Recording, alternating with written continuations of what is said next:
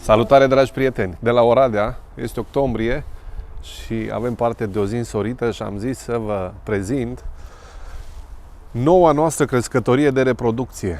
După experiența anului 2024 cu crescătoria de reproducție pe care v-am tot prezentat-o în filmulețele mele, am decis să facem un pas înainte și să creăm o crescătorie de reproducție care, pe de-o parte, să ajute la filmările pe care Cristi le face pentru brandul CES Pharma, dar în același timp să avem o crescătorie de reproducție în care vom lăsa porumbei afară pentru a beneficia de zboruri libere și pentru a beneficia de toate binefacerile vieții în libertate. Și am creat această crescătorie, am construit această crescătorie. Aici urmează să vină o trapă care încă nu este gata. În schimb, am creat această crescătorie cu foarte mult aer. Exact pe modelul crescătoriei pe care am folosit-o anul acesta. Am să vă arăt și înăuntru ce avem la acest moment.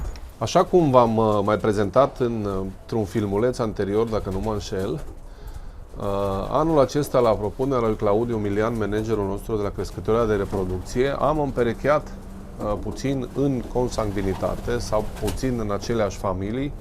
Adică ce am făcut? Am împerecheat în toamnă porumbei chip cu chip, porumbei Stichelbau-Labef cu Stichelbau-Labef și porumbei de la Eric Vermander între ei, astfel că am obținut niște produși, o parte din ei vedeți aici, care sunt, să zic așa, destul de consanguini pentru a-i folosi pentru crescătoria de reproducție. Aici vom avea 12 boxe de reproducție, dar am pus deja masculii sau puii pe care am considerat masculi în momentul în care i-am mutat, pentru a se obișnui și a putea fi lăsați afară la momentul oportun.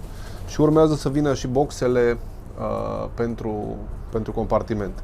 Vor exista 12 boxe și, bineînțeles, 12 perechi care vor ieși afară. Adică pui reproduși din păsările aduse din import sau din păsările de la noi, din acele familii, obținuți în consanguinitate și puși împreună din două familii, acesta fiind în principal pariul lui Claudiu Milian, ca să zic așa, dar sunt întru totul de acord cu el că este o măsură foarte bună. De ce am devenit fanul acestor cuști foarte deschise? Din mai multe motive. În primul rând, am observat cum a funcționat crescătoria nouă de reproducție, foarte mult aer. În al doilea rând, clima s-a schimbat extraordinar de mult. Zilele calde au crescut foarte, foarte mult în România. Putem spune că avem vară din aprilie până, uitați-vă, în octombrie și încă se pare că va continua. Și atunci, zilele ploioase, ca să nu mai zic că cele de zăpadă în zona noastră au cam dispărut complet, zilele ploioase s-au redus semnificativ. Clima, în ultimii 10 ani, având o mișcare avansată spre o climă, așa cum spun specialiștii, de tip mediteranean. Adică prognoza pentru România, cel puțin, este că în următorii 10 ani vom avea clima Greciei, în 10-15 ani, cu foarte, foarte puține ploi. La cum merg lucrurile, se pare că va fi așa și acesta este motivul pentru care am adoptat și aici acest sistem simplu, plasă, aer.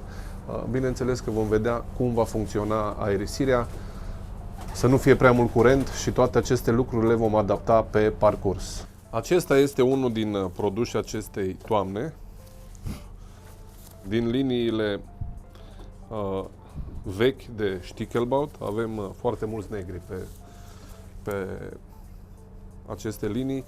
Chiar și ucigașii negri pe care îi vedeți la Claudiu Milian pe Facebook fac parte din aceste linii. Acești pui au fost scoși în luna august pe final și bineînțeles că se află într-un proces de năpâlire destul de accelerată, însă sunt convins că baia de soare de care au parte în fiecare zi, oxigenul, hrana bună și condițiile bune le vor permite să se dezvolte corespunzător pentru a fi apți pentru reproducție. Așadar, aceasta este crescătoria în care vom avea porumbei de reproducție care ies afară care beneficiază de zborurile libere în fiecare zi. Și pentru cei care vă întrebați de ce atât de multe crescătorii de reproducție, în principal pentru faptul că ne dorim să concurăm foarte puternic în 3 crescătorii și am observat din experiența anilor 2022, 23 și 24 că este foarte greu să împarți puii cu succes în 3 crescătorii dacă ai o crescătorie mică de reproducție. Pentru un columbofil care concurează pe cont propriu, cred că o astfel de crescătorie cu 12-16 boxe de reproducție este arhi-suficientă și poate să reproducă suficienți pui pentru orice tip de categorie de concurs ar dori să o practice. Dacă v-a plăcut, lăsați un comentariu și dacă încă nu v-ați abonat, vă invit să vă abonați la canalul meu de YouTube, unde încercăm să postăm mereu filme și noutăți pentru a crea o comunitate internațională de columbofili pasionați în care să învățăm unii de la alții. Mult succes tuturor!